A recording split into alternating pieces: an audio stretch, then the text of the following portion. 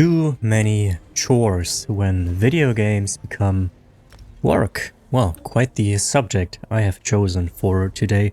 You might already have an inkling as to the cadence of my voice that this video is quite a bit different from what I usually do. In fact, I have done something similar in the past where I essentially tackle one subject, talk over it, and you can just listen to while you have it in the background. So there is most likely not much happening on the screen right now. I think I will have daily crafting rits, maybe some master rits, depending on how long this whole endeavor will go. Well, if you are new to the channel, hi, I'm Casual Lamer.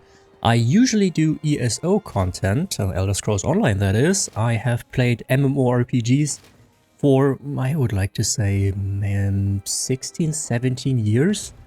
Perhaps 10,000 hours and more in the genre. Please excuse if I don't always find the right words, as I am German and I try my very, very best to build in as little ohms and amps as I can possibly can. Today I would like to tackle a subject that I've been thinking about for a long while, and that is when chores and grind becomes so much that the game itself becomes or feels like work. I would like to mainly focus on the Elder Scrolls Online. If you have not played the Elder Scrolls Online, then that is not a problem, as I will explain the things that we come across along this video. I have, well, maybe some ideas where I would like to build a bridge to other MMORPGs, but we will see. And yeah, we will see how well I will do with presenting this. But without further ado, let's jump into it. So why do I want to make this video? And the idea from that video came from the systems that we currently have in ESO, namely the daily login rewards, the golden pursuits, and the endeavors. There are more things that you could consider chores, but we will get there when we get there. So let's start first with the daily login rewards. As a matter of fact, I have already done a video about that, and some people have pointed out that when a daily login reward is too convoluted of a system, when you only have to click one button, have pointed out, I believe these people have kind of missed the point. The idea of this whole video was I essentially talked about, or I argued that the daily login rewards nowadays don't really serve a purpose anymore in Elder Scrolls Online, that is, with the implementation of the golden pursuits. The golden pursuits are essentially a system where you are being rewarded when completing certain tasks. You usually have 14 to like 50 days time to achieve these goals. It can be anything really. Some of these goals are craft 50 items, some of these goals are kill 10 players in PvP, and usually you have these kind of a threshold reward. So when you achieve 10 of these tasks, you get the first reward. When you do 15, you get the second, and then at 20 or 25, you get the final reward, which is usually the best in that particular golden pursuit that is active. And that is a pretty great addition, in my opinion, to the game. Essentially in that video, I argued that the daily login rewards have essentially been replaced entirely by golden pursuits, and I argued that there are too many systems in the game that can be confusing to newer players. And what I was trying to get at was not the fact that clicking on a daily login reward is hard, but that there are so many things within the game that can be convoluting, not that daily login rewards in themselves are hard to grasp. I hope you guys understand what I mean by that. And the golden pursuits are essentially one part of the grind that Elder Scrolls Online is. On top of that, we have the endeavor system. The endeavor system is pretty much similar to the Golden Pursuits. The endeavors are split between two. There's a daily endeavor and there's a weekly endeavor. Once per week you can do one task, so you have 3 to choose from, and these reward you with seals of endeavor. The weekly one usually give you like 200 or 250, and the dailies do give you between 10 and sometimes 20, but usually it's 15. So you can daily you can choose to do 3, so you usually get 45 and seals of endeavor, and once per week you get 200 to 250, let's just say 250. So you usually end up with 45 per day and 250 on top of that per week. So why do you need these seals of endeavor? Well, these seals can be used to purchase things that you can usually only get through opening crown crates. So these crown crates, they offer cosmetical rewards where unfortunately a lot and frankly most of the cool mounts are hidden behind. So the Seals of Endeavor system was implemented later on into the game's cycle. It didn't really start with that, so it used to be even worse. When you wanted to get a cool mount, you were basically forced to open crates. Nowadays you can technically farm the Seals of Endeavor, but as we have just been talking about, there is a daily and a weekly cap on how many you can get, and one Radiant Apex mount, so that's basically the highest tier of mount you can get in ESO, goes for 16,000 Seals of Endeavor, which means you have to play for 6 to 8 months regularly. So these are two grind systems in ESO. Of course there are more, maybe we get there later, but I wanted to get to these first. And to understand what I want to get at here is we have to first figure out what grind even is. So in my understanding, a grind is a often repetitive task that has a long-term goal in mind. And that repetitive task in itself does not necessarily have to be enjoyable or fun. And this is going to be important later on. So we already have figured out from that definition why you would engage in a grind.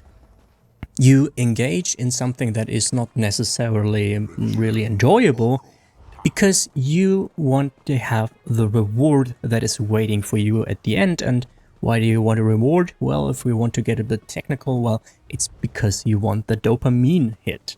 So the longer the grind, the more rewarding in theory is the reward that is waiting for you. Now, there are different qualities to grinds, in my opinion. You can have grinds that are extremely mindless, dull and boring and maybe even downright unenjoyable. And then you have grinds that can be enjoyable while also being repetitive, but they usually don't feel as soul-crushing as some grinds that do not feel enjoyable. And I would dare to say that ESO has a bit of that issue, that the grind is very long and not necessarily much enjoyable.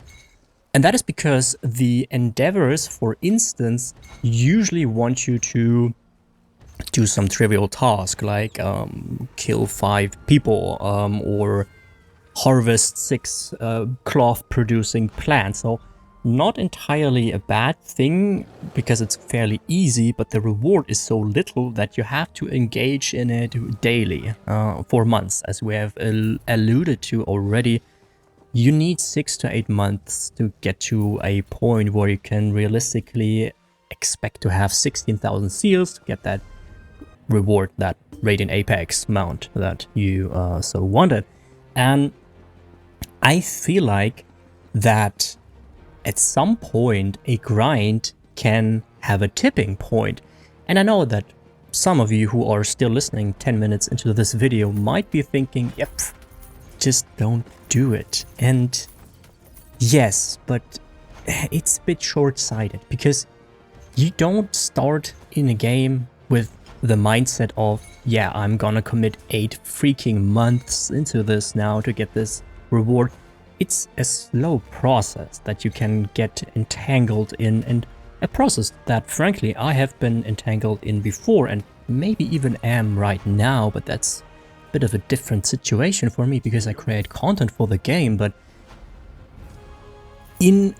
what I mean to say is that it's not as plain simple to say just don't do it or do it. It's not really binary, it's more nuanced because at the end of the day you slowly get into the grind and more grind systems come on top of you, and eventually you might consider yourself being a victim of that grind and realize, hey, what I am doing in this game is actually not that enjoyable, because you have to wonder how much grind exists in a game and how much enjoyment do you get out of that grind. If you are only playing to engage in a grind because you would like to have a reward in the end and you're fine with that, then I guess that's cool for you. But what I would like to point the attention to is that a grind in itself does not have to be unenjoyable, and I think it would help a lot of us to reflect on that behavior of engaging in a grindy system that essentially is not enjoyable. And that is basically the opposite of what video games are supposed to be, because at the end of the day, video games are supposed to be fun. Yeah, that's super simple, I am aware of that, but we sometimes do seem to forget about that. And yes, MMORPGs have a bit of a special role in the gaming sphere, I would say, because MMORPGs are inherently grindy. That's part of the genre, it's maybe even part of the definition, and I hope that it is clear that I don't think grinds in themselves need to be bad or are inherently bad. What I'm getting at is that if a game only consists out of a grind, then what kind of game do you have? Of course, grindy systems can be fun to engage in if the systems that you, well, are quote-unquote forced to do are enjoyable, then there's not much of a problem, because then the grind won't even feel as much of a grind. And that's going back to what I alluded to earlier, that there are different qualities of grind. A good quality grind might even lead to the fact that you don't even realize that you are engaging in a grind, while bad quality grinds can even feel soul-crushing after the first week. I mean, ask me how I know. I am currently still working on an achievement that requires me to play the card game of The Elder Scrolls Online, and I have played this card game for 250 hours and I still do not have the achievement, because I need 10 fragments and I have 9 out of 10 fragments for that achievement, and that last freaking fragment does not want to drop. And I am so deep into this grind that the sunk cost fallacy has, well, kind of got me right now. And I can't really wait until this stuff is over, because I'm gonna be honest with you, engaging in this card game every day for hours is so crushing, because the card game in itself does have major flaws. And what I'm trying to say here is that I engage in a system that is not inherently fun to me, but because I want the reward, I take up with it. Now, of course, you can say, yeah, well, quit. And I guess you are right. But for those of you who are, well, still listening 15 minutes into this, I feel like you guys can relate to me, because MMORPG players, especially the hardcore players like, well, I am, and frankly, probably a lot of you guys, just don't give up. And we have been conditioned in a way that we are used to systems like this. But I feel like it doesn't really have to be like that, because let's have a quick look at another MMORPG. Let's take a look at World of Warcraft. World of Warcraft has a system that is somewhat similar to the Golden Pursuit system in the Elder Scrolls Online, and that is the Trading Post. The Trading Post, if you haven't played World of Warcraft, is a monthly reward system that also requires you to do certain tasks, and these tasks reward you with a currency that you can spend in the Trading Post. And the Trading Post has different things in store every month, and this currency that you are obtaining does not spoil, essentially. So if you do all the tasks that you can do in a month, but you feel like the Trading Post this month has nothing that is really appealing to you, you can just wait for the next month and then purchase what you would like. And also the time factor is much less FOMO inducing. Like if you have a look back at ESO, you are essentially forced, quote unquote, as I've said before, it's not really a force, but I will try to not mention that anymore now.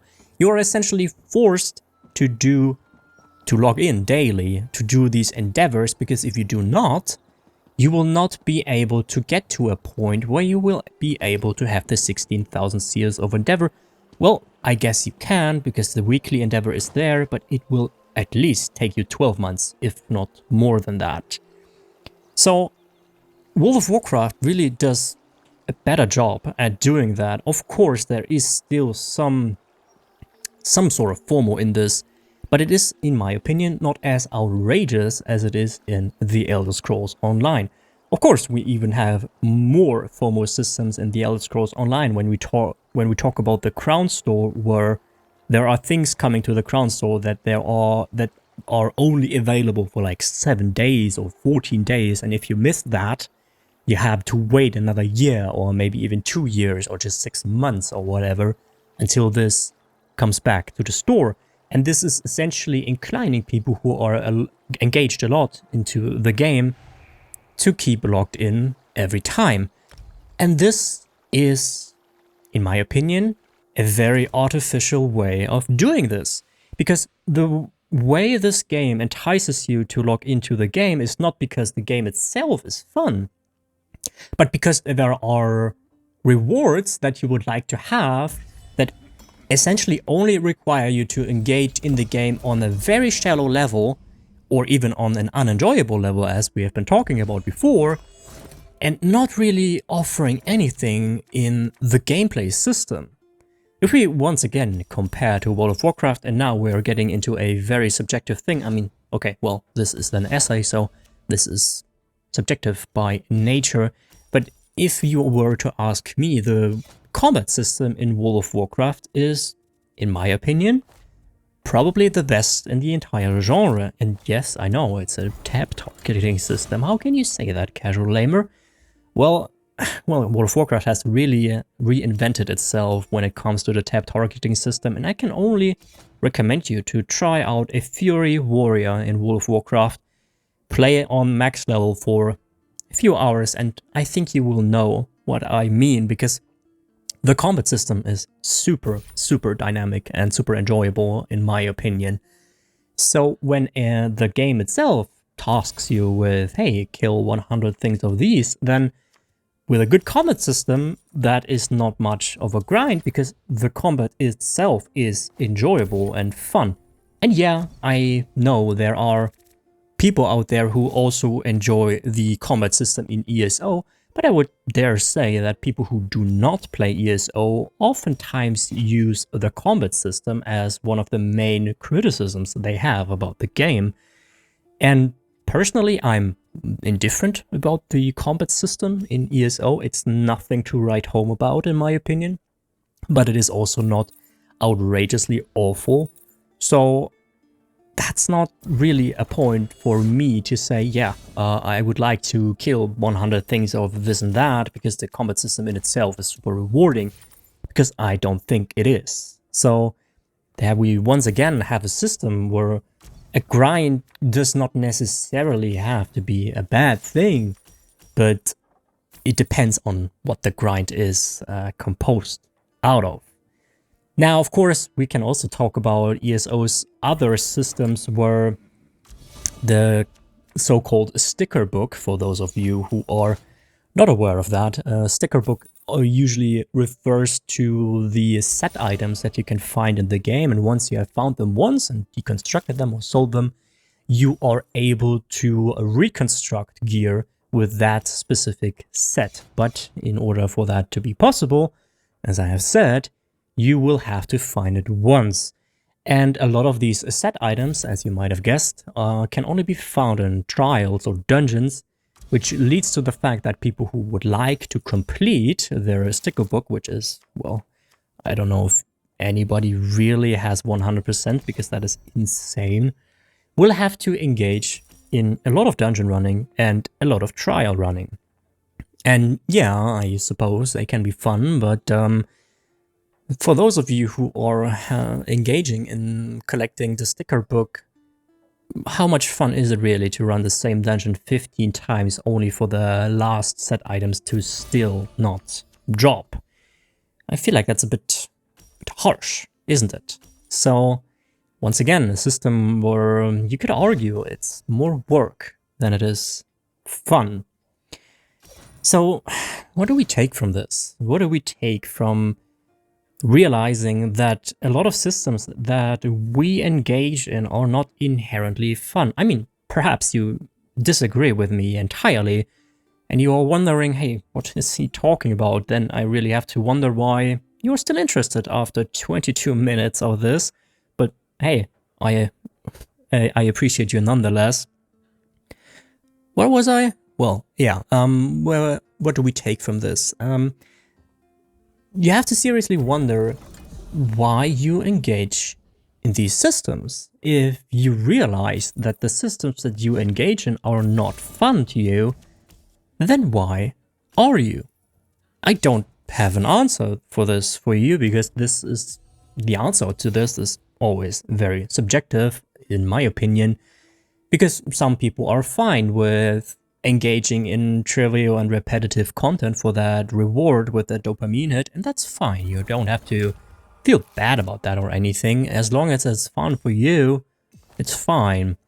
But if you're someone who realizes, well, I don't know, I kind of feel like I just log in to do the chores and then be done with it, then maybe it's time to reflect on that. Maybe it's time to question that. Maybe it's time to engage, well, A, to a different game, or B, approach the game that you're currently playing. Obviously, it doesn't have to be ESO, in a different way.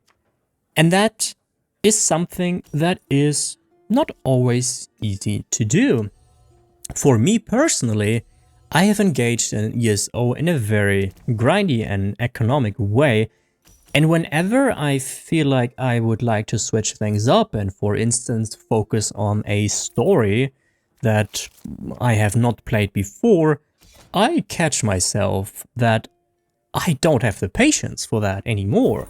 I feel like, oh, this is taking so long. I have that whole quick, go mindset, and again, some people might say, well, you just have to take the time, but it's like saying, yo, just don't do the habit that you have been getting used to for months, maybe years.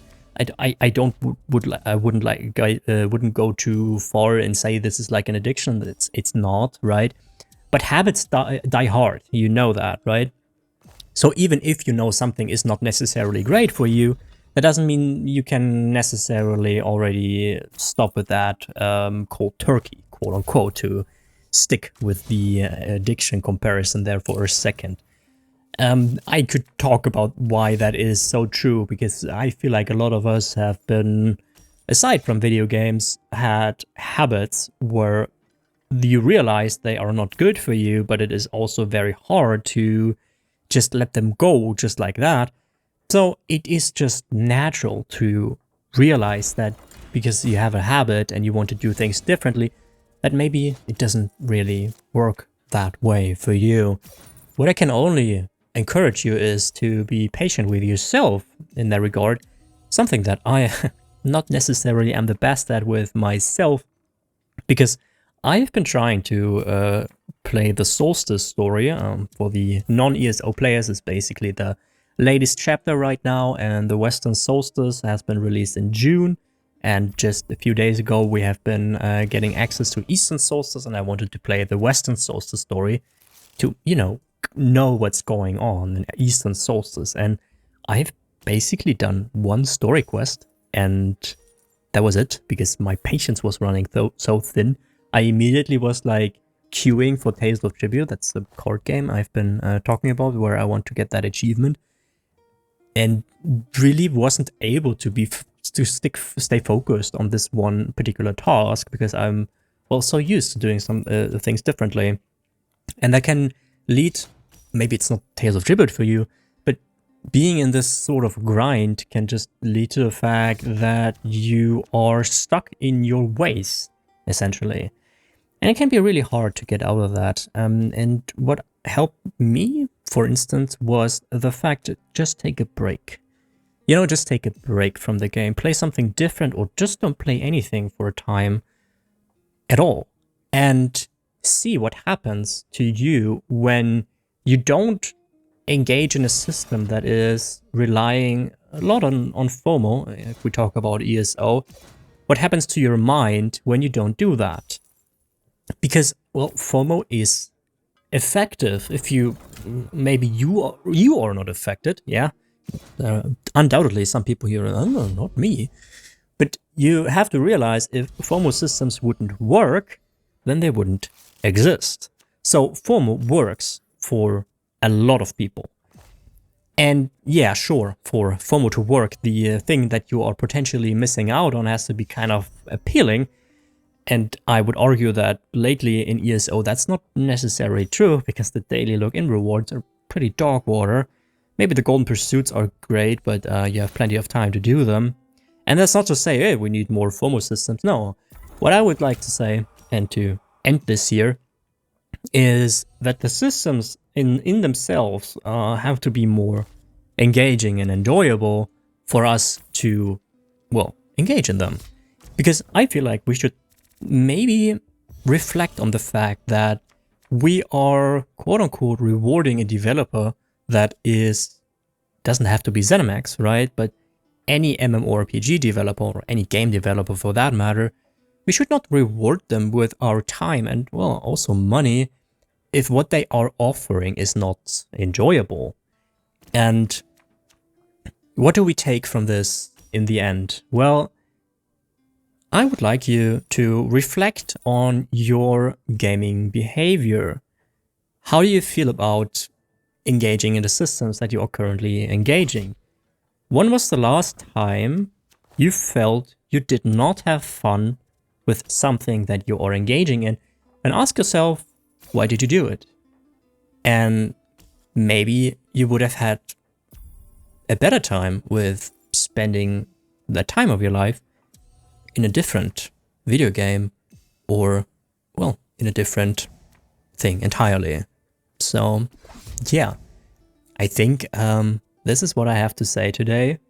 I think there's probably a gazillion more things that I could talk about, but I feel like I've lost my line of thought multiple times by now. So let's just call it here. I hope you enjoyed this. I hope this gave you some things to think about, or maybe you fall asleep. That's also kind of sweet. I take that as a compliment. And if you enjoy these kind of talk videos where I tackle a certain subject, then, let me know and give the video a thumbs up. And also, if you were so inclined to discuss about this, then please do so in the comments. Obviously, you have to be respectful about this.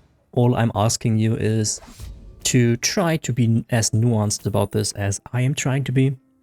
Of course, you can disagree with me, right? That's not something I have a problem with, but sometimes you people are a bit, or not you people, but some people are a bit dismissive and make it a bit too easy for themselves. So, with that, I hope you have a very great day. I hope you have an awesome day.